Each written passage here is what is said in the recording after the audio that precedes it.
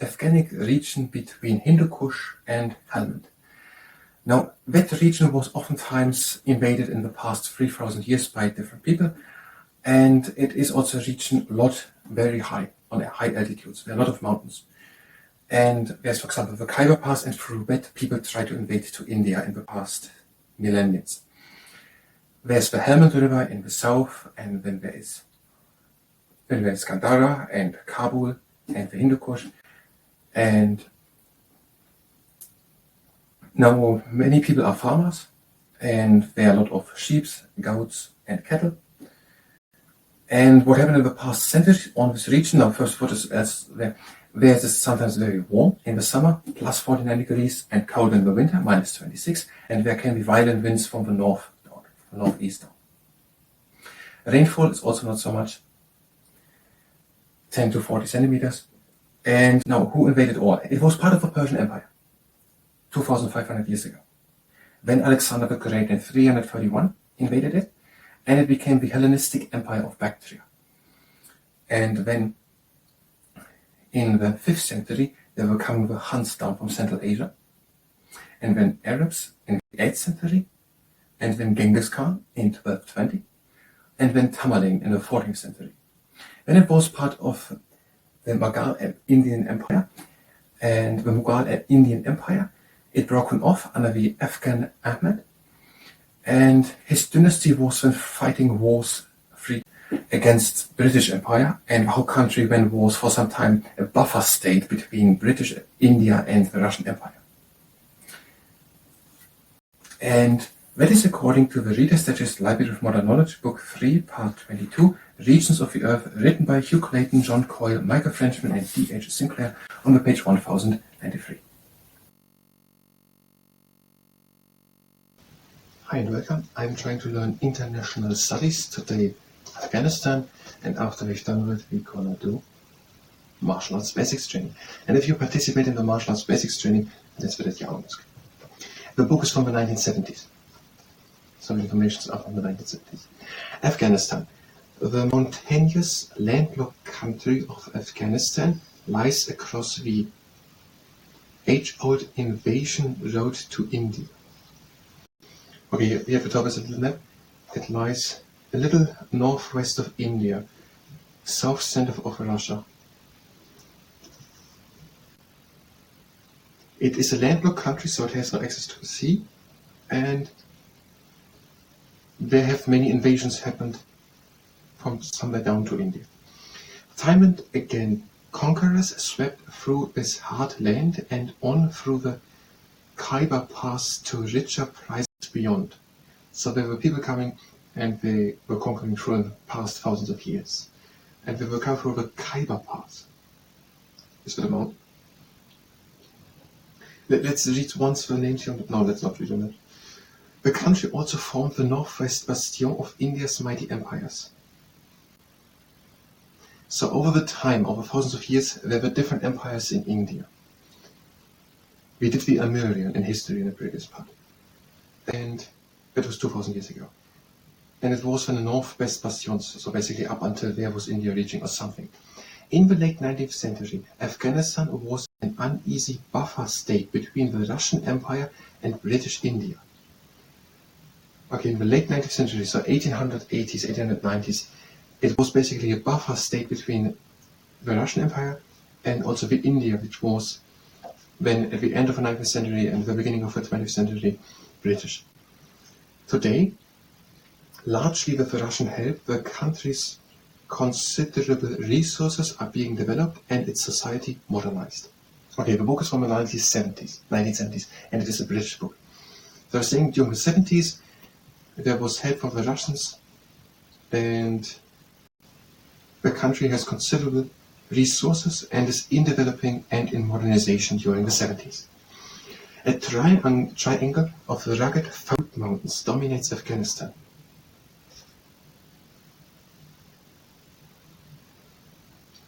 Here on the map are at least a lot of mountains visible. There are a lot of mountains in a triangle. There are seldom less than 3,300 meters above sea level and include the Pamirs and the Hindu Kush, Indian Destroyer Mountains. So these mountains, this triangle of rugged fault mountains, which are dominating Afghanistan, are basically all they are over 3,300 meters high. Okay, here on the map, there's a lot of this mountain, and all this big area seems to be almost completely over 3,000 meters high. So I'm saying that a large part of Afghanistan, more than the half, is lying high in the mountains, over 3,000 meters high. Above sea level include the Pamirs and the Hindu Kush Indian Destroyer Mountains. So these mountains, they have the Pamir Mountains and the Hindu Kush or the Indian Destroyer Mountains, for example. The Oxus, Helmand and tributaries of the Indus, so the Indus is a river, are the main rivers. So Oxus is a river, Helmand and other tributaries to the Indus River are main rivers of Afghanistan. Is the Indus on the map? No, it's not. But it is somewhere there by Pakistan, Afghanistan, where it goes down into the Indian Ocean probably. Bactria with loose, light soil slopes down to the steppes of the USSR, so Soviet Union, the books from the 70s. Bactria, where's Bactria? Another river? Bactria must be a river, and it slopes down up until the steppes of the Soviet Union. Deserts and marshes in the southwest merge with those of Iran. In the southwest, there are deserts and marshes. To the top, they're going more steppe-land to Russia or to the Soviet Union, and in the center there are many mountains. Little of this arid country is below 1,200 meters. So most of it is over 3,000, or a big part is over 3,000 meters, and basically nothing is less than 1,000 meters. The rainfall is less than 10 centimeters a year in the north and west, and about 40 centimeters in the east. I don't really have comparison, but it is pretty good. However, extensive mountain snows feed the rivers. That is interesting. So there came existing countries.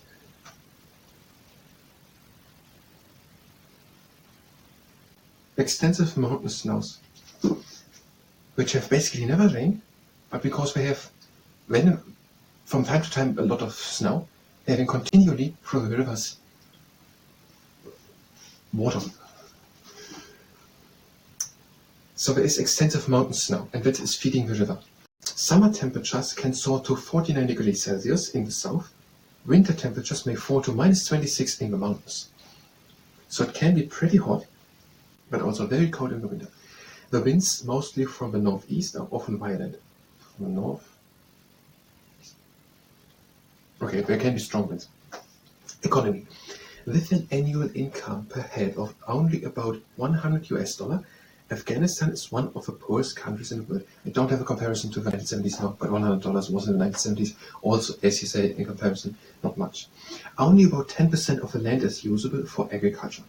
Yet more than 85% of the country's workforce are farmers. 85% are doing agriculture and are farmers, but only 10% of the country is possible to, or is used for farmland. Most produce only enough for their own needs. So they're producing only enough for their own needs. The income is $100. There's not calculated what they're producing for their own needs. Or that would be an important part. If 85% are farmers and producing for their own needs, the $100 income must have to be somewhere calculated there new. 2/3 of the cultivated area, mostly in fertile valleys and basins, are irrigated, and this area is increasing, especially with Iranian help, in the Helmand Basin. Helmand, here down with the Helmand, it seems to be a river, or at least there's the Helmand Basin. And the Helmand was a river, wasn't it? Not said here. Like, yes, the Oxus and Helmand. Helmand is a river. Okay, and what did we say here? There is irrigated, I don't know what it means. This area is increasing. The area usable for agriculture, do I understand here, is with help from Iran in the 1970s. The book is written from the early 1970s or whatever. Let's take one look. 1978, so before 1979. So with Iranian help, as it helped, the main crops are wheat, nearly 3 million tons a year, fruit, cottage and vegetables. Okay, wheat, cottage, vegetables, 3 tons per year. Sheep, 23 million, are the main source of meat, so we're having a lot of sheep. These are really a lot of sheep. How many population in Afghanistan? 20 million.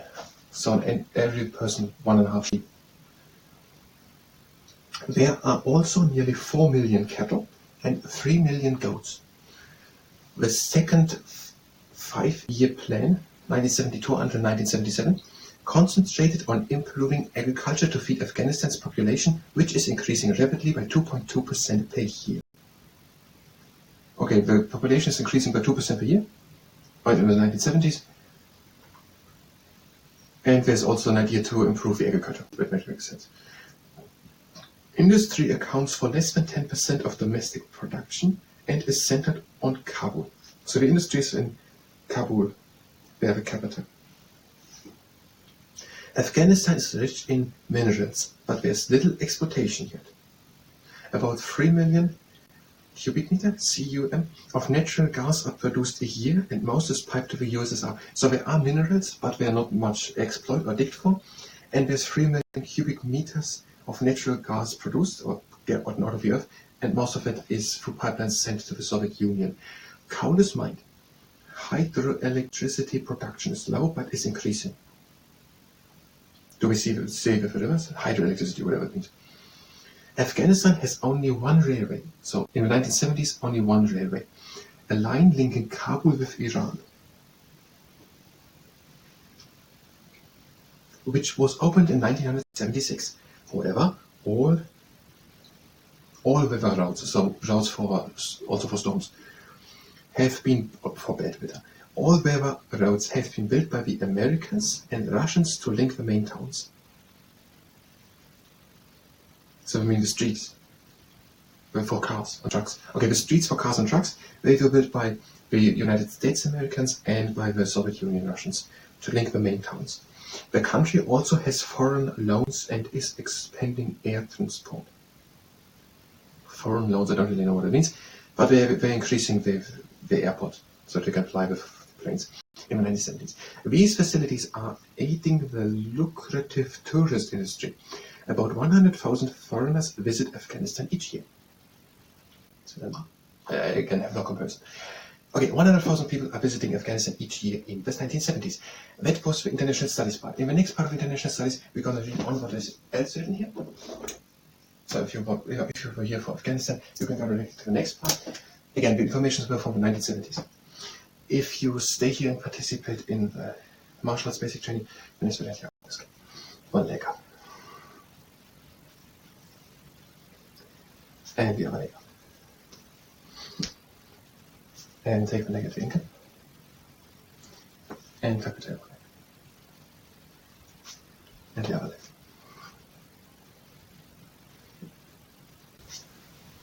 And one leg to the side. Toes in front, stitch the inner side of the leg. And also the other side. And go from side to side.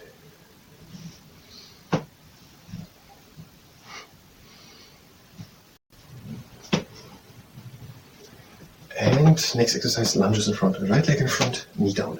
Other leg. And one more time. And now a shovel snowplow. Leg up and back. 1, 2, 3 steps. Knee up and back.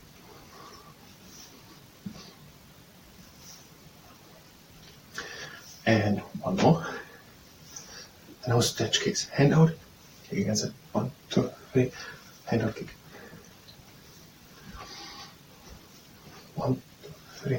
And another one. And now the frog. Knee up and back. Up and in. Up and back. Up and in. Last one. And now Krashkin kicks. Leg up and back. Up and in. Up and back. One more. And now lunge kicks. I'm going to kick you close to the camera. So right leg in front, knee down, and kick. Left leg in front, knee down, and kick. And right leg in front, knee down, and kick. And left leg in front, knee down, and kick. And 2 more. Left leg in front, knee down, and kick. And now squat kicks. Squat down, kick to the side, squat,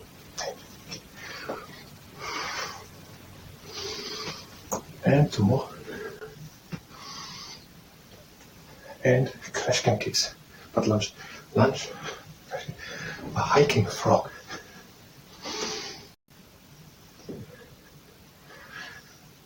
And 12 push-ups. Hands underneath the shoulders, tuck the tailbone in, down, elbows close to the ribcage, and up, and number 2, and 3, and 4, 5, and 6, and 7, and 8, 9, and 11, and the last one, number 12. And stretching, Vikas, hips up, stretch, heel and shoulder ground, pull the toes in. Foot to the left, pull in. Right, pull in. Middle, and move from leg to side to side. Leg to side to side. Outside, pull in. To the side, pull in. Left, pull in. Middle, move from left to right. One leg up. The other one. Take one leg at the ankle. Another one. Legs to the sides, breathing it on. In and up. Out. Breathe in and close the legs. And out. Right to pause for the martial arts basics training. I thank you very much and until next time.